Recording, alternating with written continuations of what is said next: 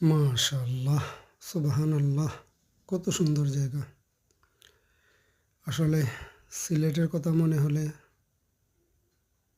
চলে আসে জাফলংয়ের কথা। জাফলং যেন এক অন্যরকম অনুভূতি জাগায় মনের ভিতরে। কি সুন্দর একটি জায়গা, আর কি সুন্দর মনোরম দৃশ্য। আসলে এই সৌন্দর্যের কথা যতই বলি ততই কম,